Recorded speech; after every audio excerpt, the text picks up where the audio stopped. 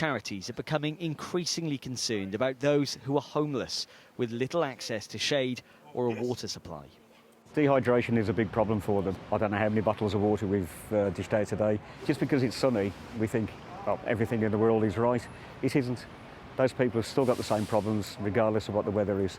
And like shelter in the form of shade, yeah, it's a big must for them. On a typical summer's day, this park would be really busy with people enjoying the sun. But as you can see behind me, there's a couple that have decided to come and sit in direct sunlight. The rest are all trying to find shade.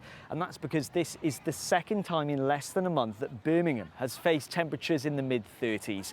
It's expected to reach those temperatures, if not higher, in other parts of the UK. And that's become a real concern for many people.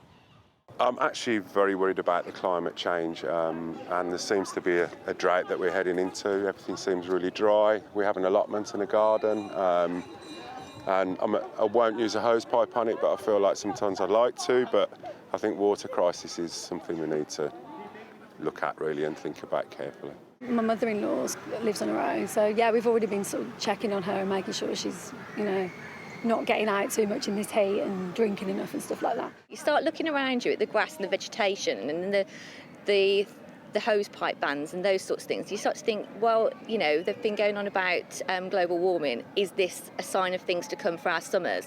Because we're not really used to it. You're not used to coming back from your holiday abroad and actually feeling the warm air like you would if you were in Portugal or Spain or wherever. It's like you're still there. Grab my wrist.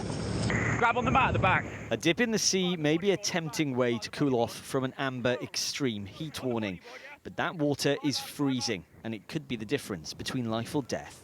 We are seeing all too often at the moment happy family day trips to the beach ending in tragedy or in a rescue. So the message from the RNLI this weekend is if you're going to the coast, take care of yourself, take care of your family, but most importantly, if you're going to go swimming, swim at a lifeguarded beach.